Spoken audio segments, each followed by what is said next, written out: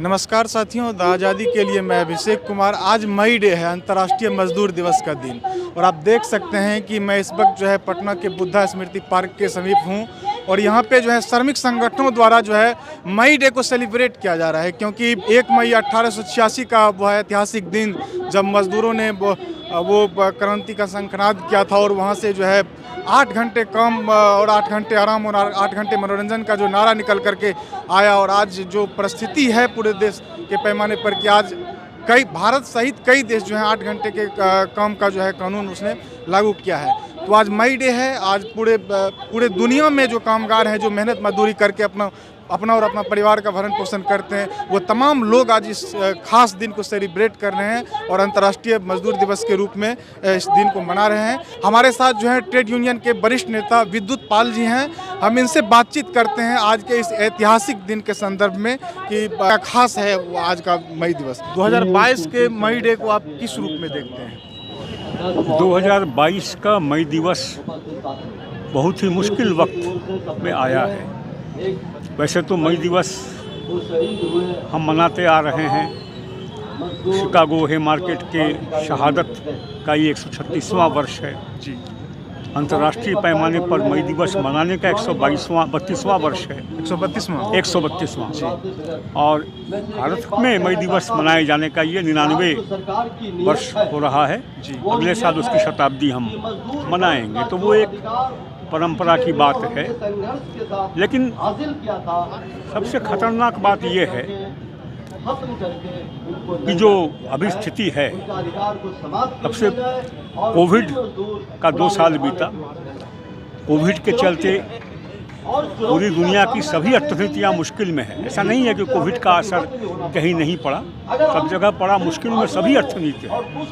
लेकिन इस देश की अर्थनीति के जो आंकड़े हैं, उसमें 2 बात स्पष्ट है। पहली बात ये कि कोविड के चलते नहीं, बल्कि कोविड के पहले से ही इस देश के अर्थनीति का जो डाउन टर्न है, नीचे की ओर जो जाना है, वो जारी था। वो एक्सेलरेट कर गया है, ज़्यादा बढ़ गया है कोविड के बाद। दूसरी बात ये कि कोविड ने यह भी साबित कर दिया कि जो पिछले 30 वर्षों से जो उदारपंथी राजनीति चलाई जा रही है, इसके तहत पूरे हेल्थ सेक्टर को धीरे धीरे प्राइवेट किया गया। प्राइवेट सेक्टर कितना नाकाम है कोविड मैनेजमेंट में, कितना रहा नाकाम, और जिसको हम गाली देते थे दिन रात, पब्लिक सेक्टर को, सरकारी अस्पतालों को, उनके जो डॉक्टर्स हैं, जो नर्स हैं, जो तमाम हेल्थ वर्कर्स हैं, वो कैसे अपनी जान जोखिम में डालकर लगातार जनता की सेवा करते रहे, और जो कुछ भी कोविड से हम लोगों को बचा पाए, वो उनकी ही चलती बचा पाए। जो वैक्सीनेशन का जो दौर चला, वो भी अगर एक उसमें जो भी प्रगति हो, उनके ही द्वारा हुई। इसलिए लिबरलाइजेशन का जो 2 सबसे महत्वपूर्ण सेक्टर जिसको प्राइवेटाइज नहीं किया जाना चाहिए था, एक शिक्षा और एक स्वास्थ्य, इन दोनों को प्राइवेट हाथों में देने का क्या खतरनाक असर हो सकता है, वो हम प्रत्यक्ष किए। कोविड के दौर में भारत में भी, अमेरिका में भी, इटली में भी, किसी भी देश में हमने प्रत्यक्ष किया, और हमने देखा कि जिन देशों में इन मुश्किल वक्त में भी अपने हेल्थ सेक्टर को प्राइवेटाइज नहीं किया, सरकारी हाथों में न रहने दिया, क्यूबा जैसा एक छोटा सा समाजवादी देश जो 60 साल से जो है इकोनॉमिक सैंक्शन के बीच जी रहा है, उसके बावजूद जो उसका मैनेजमेंट था कोविड का, वो कोविड का मैनेजमेंट कितना बेहतर था इन तमाम देशों से, ये दिखाई पड़ा। ये एक हिस्सा है। दूसरा हिस्सा जहां हम थे, इकोनॉमी का जो डाउन टर्न है वो एक्सेलरेट कर गया है, और वो एक्सेलरेशन वो दिखाई पड़ता है एक तो बेरोजगारी में। बेरोजगारी का दर जिस ढंग से बढ़ रहा है, जिसको हम कहते हैं कि एक समय गर्व करते थे, ये भारत जो है वो युवाओं का देश है, युवा यहाँ सबसे अधिक है। उन युवाओं की क्या स्थिति है? उन युवाओं का कोई इस्तेमाल ही आप नहीं कर पा रहे हैं। उन युवा का कोई इस्तेमाल देश के निर्माण में आप कर ही नहीं पा रहे हैं, और वो जो है कुछ तो निराश होकर नौकरी ढूंढना छोड़ दिए, कुछ नौकरी की तलाश में भटक रहे हैं, और आपके सारे वादे नौकरी देने के वो झूठे साबित होते जा रहे हैं। ये एक हिस्सा हुआ। दूसरा, जिस तरह से किसानों ने लड़कर कम से कम अभी सामने जो है एक बहुत बड़ी जीत हासिल की कि जो सरकार कहती थी कि हम नहीं झुकते हैं, उसको झुकना पड़ा, बोलना पड़ा घुमा कर कि मेरी तपस्या में कुछ कमी रह गई थी, और वो जो किसान विरोधी कानून था उसको वापस लेना पड़ा। उसी तरह से मजदूरों के संघर्ष के द्वारा जो चार मजदूर विरोधी लेबर कोड लागू किया गया है, उन चारों लेबर कोड को वापस करना ही पड़ेगा।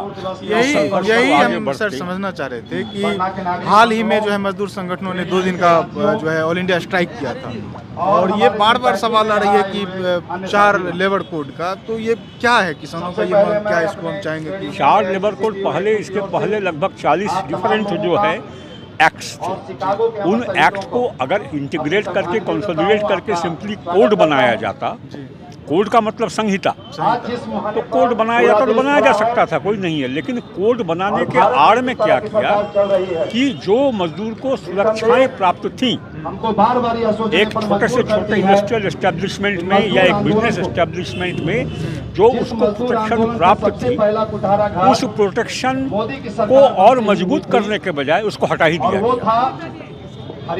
जैसे मान लीजिए कि एक छोटा सा कारखाना में या छोटा सा बिजनेस एस्टेब्लिशमेंट में 40-50 मजदूर काम कर रहे हैं, 100 मजदूर काम कर रहे हैं, वहाँ जानते हैं जो हालत है यहाँ पर, वहाँ जो तमाम लेबर लॉ है वो बेमानी हो जाता है, ना काम का घंटा का ठिकाना रहता है, ना उम्र का ठिकाना रहता है, ना किसी भी चीज़ का ठिकाना नहीं रहता। तो इसमें मान लीजिए कि पहले नियम के तहत उसको जो है एक ये बना हुआ था कि फैक्ट्री इंस्पेक्टर्स जाएंगे, जाकर उसको सर्वे करेंगे, उसके निर्देशन के लिए कुछ स्पेशल कोर्ट, स्पेशल एवेन्यूज बनाए हुए थे, उस सबको हटा दिया गया। मालिक को छूट दिया गया कि वो जो है अपनी ओर से लिख देंगे कि हाँ सब ठीक ठाक हो रहा है, हो गया, सब ठीक ठाक हो रहा है।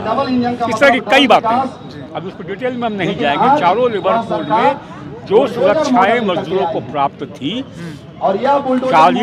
44 कानूनों को हटाकर उसके जगह 4 लेबर कोड बनाकर उसको सिर्फ इंटीग्रेट नहीं किया गया है या रैशनलाइज नहीं किया गया है, बल्कि तमाम मजदूर विरोधी प्रावधानों को घुसाया गया है और मजदूर के रक्षा के लिए जो प्रावधान थे उसको हटा लिए गए। इसीलिए उन चारों लेबर कोड्स की वापसी जरूरी है। ठीक उसी तरह से फिर किसानों का हम संदर्भ लाएंगे। किसान का एमएसपी अभी भी एक मुद्दा है। एमएसपी जो सही वो चाहते हैं, वो एमएसपी सही उनको देना होगा। इस पर स्वामीनाथन कमेटी रिपोर्ट, वो एमएसपी उनको देना है, एक लड़ाई है। उसी तरह से हमारे यहाँ भी कई हड़ताल हो गए देश के पैमाने पर, लेकिन 18,000 रुपया न्यूनतम मजदूरी वो आज तक लागू नहीं हुआ। 18,000 रुपया न्यूनतम मजदूरी एक मुद्दा है। इस मुद्दे पर जैसे हम लड़ाई लड़ते रहे हैं, आज के मई दिवस का भी ये मुद्दा है कि उसको हम दोहराते हैं कि न्यूनतम मजदूरी 18,000 जो है उसको लागू किया जाना चाहिए। तीसरा जो अभी सबसे जलता हुआ मुद्दा है, पहले वो विधानसभा से पारित करवा लिया। ये सवाल मेरे मन में उठ रहा था कि सरकार को हम क्या कहें। जो सरकार अपने राष्ट्रीय संपत्ति को बेचने के लिए जाए, थोड़ी देर के लिए हम मान लेते हैं कि उसको बेचना जरूरी है। अगर बेचना जरूरी है तो एक सामान्य बुद्धिमान एक जो व्यवसायी है वो क्या करता है, वो जो इसके लिए जो स्पेशल फर्म्स हैं, उन फर्म से बुलाकर अपने कंपनी के एसेट्स को रीवैल्यू कराता है, सही वैल्यू दिखाता है, और उसमें सही वैल्यू में वो एक कोशिश करता है कि मार्केट में वो प्रीमियम वैल्यू पर जाए। लेकिन ये सरकार राष्ट्रीय संपत्ति को बेचने के लिए जब मार्केट में ले जाता है तो एक्सपर्ट्स को बुलाकर उसको रीवैल्यू कराता है और उसको रीवैल्यू करने में उसका वैल्यू गिरा देता है। राष्ट्रीयता के नाम पर जो 15 लाख करोड़ की संपत्ति है उसको रिवैल्यू करके कर देता है 6 लाख करोड़ की संपत्ति। जो 1,25,000 करोड़ की संपत्ति है उसको वैल्यू गिरा के वो कर देता है 33,000 करोड़ की संपत्ति। तो जो अपने ही देश के संपत्ति को गिरा के, भाव गिरा के वो अपने भाई बिरादर पूंजीपतियों के हाथों में सौंपना चाहता है, तो ये कहने का इच्छा करता है कि ये सरकार क्या खुद ही देशद्रोही है? अगर ये देशद्रोही है तो अपने देश को ये क्या मोल लगाया है? जितना ये हल्ला करता है भारत माता, इस भारत माता का इसने क्या मोल लगाया है? उसके लिए कितना डिस्काउंट ले रखा है वो? इसलिए ये एक भयानक मुद्दा है। अभी आप जानते हैं कि LIC जो है उसका IPO होने जा रहा है, और LIC के IPO में लाइन लगा के कौन लोग खड़े हैं? वो तमाम प्राइवेट सेक्टर के इंश्योरेंस कंपनीज जो IRDA बनने के समय से उसके पहले से जो लोग इस देश में उनको बिजनेस करने की छूट दी गई थी, उस समय कहा गया था 1991 में कि लेवल प्लेइंग ग्राउंड होगा तो हम भी बिजनेस करके दिखा देंगे। लेवल प्लेइंग ग्राउंड का 20 साल 30 साल बीत गया, वो बिजनेस करके LIC के सामने टिक नहीं पाए, तो अब LIC को तोड़ के वो संपत्ति हमको दे दो। तो ये तो पूरी तरह से गद्दारी हो रहा है देश के साथ। तो ये सबसे बड़ा मुद्दा है आज के मई दिवस का, इसके खिलाफ हमको मतलब लड़ना होगा। तो ये सारे मुद्दे हैं, वर्किंग क्लास से जुड़े हुए सारे मुद्दे, किसानों के साथ हमारे भाईचारे से संबंधित सारे मुद्दे, वो तमाम मुद्दे आज मई दिवस के सामने हैं। और साथ ही साथ हमारी इस लड़ाई को तोड़ने के लिए जो एक साजिश चल रही है कि इन लोगों को हिंदू मुसलमान के नाम पर लड़ा दो, धर्म के नाम पर लड़ा दो, दूसरे मुद्दों पर लड़ा दो, उसके खिलाफ हम मान सकते हैं कि सारे के सारे लोग जो है वो सही दिमाग के तो नहीं होते हैं। हो सकता है सरफिरे हो सकता है साजिश करने वाले हो सकता है जानबूझकर लड़ाई लगवाने वाले हो, ऐसे हो सकते हैं लोग। लेकिन सरकार का क्या कर्तव्य होना चाहिए? सरकार का कर्तव्य होना चाहिए कि वक्त रहते उसको गिरफ्तार करे, वक्त रहते उस पर अंकुश लगाए, और अगर वो कुछ कर देता है तो उसकी कम से कम निंदा करे। ये तो एक ऐसी सरकार सामने है कि वो निंदा भी नहीं करता है, खामोश बैठा हुआ है, और अपने जो चेले हैं उसके, वो चेले जाकर उनको माला पहनाते हैं। एक आदमी को घर में घुसकर उसके फ्रिज में कौन सा खाना है ये देखकर, सही हो गलत हो जो भी हो, उसको मार दिया गया। और जो लोग मारा उनको पुरस्कार दिया गया कि उनको वहाँ लोकल की नौकरी दिलवा दिया गया। वो अभी नौकरी कर रहे हैं वहाँ पर NTPC में। एक आदमी को मार दिया गया राजस्थान में, और सर को ये बोल दिया गया कि नहीं, उसके मरने के लिए कोई जिम्मेदार नहीं है। एक आदमी को लोकल ट्रेन में पीट के मार दिया गया। ये क्या बन रहा है? आप कैसा देश बनाने जा रहे हैं? ये जो भयावह परिस्थिति हमारे सामने है, इस परिस्थिति का जो सामाजिक हिस्सा है, वो अंधभक्ति वाला हिस्सा, वो तो अलग हिस्सा है, वो तो ठीक है। जो देश किसी समय, जिस समय कहा जाता है विश्व गुरु, ये देश सचमुच जब विश्व गुरु था, जिस समय इसकी प्राचीन संस्कृति, वेद और उपनिषद की संस्कृति जो है यहाँ मतलब था, तो वहाँ विचारों की लड़ाई होती थी, लोग शास्त्रार्थ करते थे, एक दूसरे के विचारों को सुनकर जो है घूंसा लेके और बंदूक लेके एक दूसरे पर आते नहीं थे, शास्त्रार्थ होती थी। उस शास्त्रार्थ के दोष में, उस विचार विवेचन के देश में आज क्या स्थिति है कि आप मेरे खिलाफ बोलिए तो हम आपको मार देंगे, वो मेरे खिलाफ बोलेगा।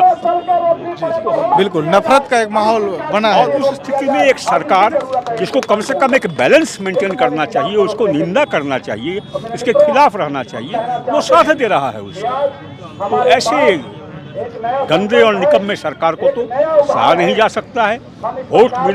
वोट मिलने के चलते वो सरकार में है। जब तक सरकार में है, सरकार के रूप में वो हमारी भी सरकार है, हम मानने के लिए है ही, हम मान ही रहे हैं। लेकिन लड़ाई हमारी जारी रहेगी, लड़ाई हमारी चलेगी। और जैसे आप श्रम संगठनों का ये है कि सरकार जो है अन्याय कर रही है हमारे साथ, तरह तरह के श्रम संहिता बना करके, तो सरकार तो का ये दावा है कि हम मजदूरों की भलाई के लिए इस चीज़ को कर रहे हैं। इस पे आपका क्या कहना है? वही तो कह रहे हैं कि कुछ कुछ जो रैशनलाइजेशन वाला पार्ट है कि मान लीजिए 44 तो कानून है, इसका पेच उसका पेच, इसके खिलाफ उसके खिलाफ, ये सब होते थे। मान लीजिए इसको रैशनलाइज करने के लिए हम 4 लेबर कोड में इसको इजी कर दिए हैं। अब जो है ओवरलैप नहीं करेगा, एक कानूनी प्रावधान दूसरे कानूनी प्रावधान के ऊपर ओवरलैप नहीं करेगा। लेकिन इसके आड़ में आप क्या कर रहे हैं, वो तो उसका जो यही वाला पक्ष है जो अपरेंटली सकारात्मक दिखता है उसको उसी को दिखाएगा। वो ये देखिए हम ये कर दिए हैं, देखिए हम वो कर दिए, लेकिन और क्या किया। एक बोल तो एक ही उदाहरण दिए हम कि एक छोटा सा बिजनेस एस्टैब्लिशमेंट में जो एक चेक बैलेंस का जो प्रावधान था उसको आपने हटा ही दिया। ईज ऑफ डूइंग बिजनेस के नाम पर उस एंटरप्रेन्योर को मनमानी करने का आपने पूरा छूट दे दिया, और वहाँ के मजदूरों को कैसे न्याय मिले इसका कोई एवेन्यू आपने बचा के नहीं रखा। आप सिर्फ इस सरकार की सवाल नहीं, हम ग्लोबलाइजेशन के चलते जो मजदूरों को घाटा हो रहा है वो हम बता रहे हैं। यही पटना की बात, उदाहरण लोकल बात। पहले जब से बिहार झारखंड अलग हुआ तब से लेबर ट्राइब्यूनल, 2 लेबर ट्राइब्यूनल जो है धनबाद में हुआ करता था, और लेबर ट्राइब्यूनल में हम लोग यहाँ से अगर जब लेबर का केस जब लेबर कमिश्नर के यहाँ से आगे बढ़ता था तो गवर्नमेंट ऑफ इंडिया का लेबर डिपार्टमेंट उसको रेफर करता था लेबर ट्राइब्यूनल में, तो लोग धनबाद जाते थे लेबर ट्राइब्यूनल। एक लेबर ट्राइब्यूनल को वहाँ से हटा के अभी कर दिया गया पाकुड़ में। कहाँ? पाकुड़ में। आप सोचिए कि हम लोग 10 साल 20-30 साल से बार बार डिमांड कर रहे थे कि पटना में एक लेबर ट्राइब्यूनल एस्टैब्लिश कीजिए। लेबर ट्रिब्यूनल स्टेट वाइज नहीं होता है क्या? हाँ होता है, लेकिन जो सेंट्रल वर्कर्स हैं उनका लेबर का काम जो है वो स्टेट में नहीं ट्रांसफ़र होता है नॉर्मली। विशेष केस में होता भी है, विशेष केस में स्टेट ट्राइब्यूनल का जो दफ्तर है वहाँ पर भी सेंट्रल ट्राइब्यूनल बैठता है, लेकिन नॉर्मल प्रोसीड्योर में सेंट्रल ट्राइब्यूनल जैसे धनबाद के कोलियरी मजदूर का वर्कर या बैंक एम्प्लॉइज़ या इस तरह के जितने भी मतलब सेंट्रल इंडस्ट्रीज़ के जो वर्कर्स हैं वो सेंट्रल ट्राइब्यूनल में ही जाते हैं। पटना में आप एक सेंट्रल ट्राइब्यूनल नहीं खोल पाए और सेंट्रल ट्राइब्यूनल कहाँ कर दिए? पाकुड़। अब यहाँ का मजदूर जाएगा पाकुड़ अपना केस लड़ने के लिए अपने डिफेंस काउंसिल को साथ लेकर, तो उसका क्या हालत होगा?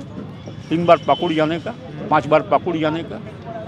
तो ये है लेबर के प्रति आउटलुक, और इस लेबर के प्रति इस आउटलुक को अगर आप इतने ही लेबर के हमदर्द हैं कि 4 लेबर कोड बना के अपना मतलब बहुत अच्छा काम किया है, तो यही जो एक स्थिति है इसको भी कम से कम कर देते।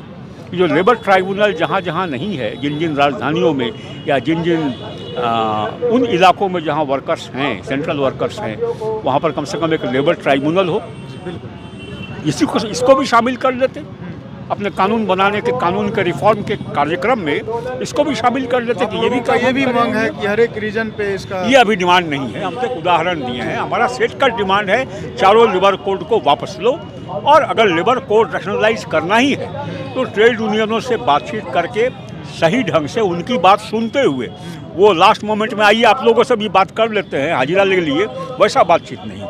बातचीत करके मानूस रिकॉर्ड करके सही ढंग से आप फिर से बनाइएगा, देखा जाएगा। लेकिन फिलहाल तो आप उसको वापस दीजिए, एकदम वापस देना होगा, यही हमारी बात। धन्यवाद हमसे बात करने। तो ये थे वरिष्ठ ट्रेड यूनियन लीडर विद्युत पाल जी, जिनसे हम आज मई डे के खास मौके पर मजदूरों की क्या समस्याएं हैं, सरकार कौन सी पॉलिसी लेकर के मजदूरों के लिए आ रही है, जिसका जो है श्रमिक संगठनों का बार बार जो है विरोध झेलना पड़ रहा है। हाल ही में आपने देखा कि 28 और 29 मार्च को जो है ऑल इंडिया लेवल पे जो है तमाम कामगार संगठनों के द्वारा जो है श्रमिक संगठनों के द्वारा स्ट्राइक किया गया, और सरकार के जो 4 लेबर कोड ला रहे हैं उसका विरोध किया।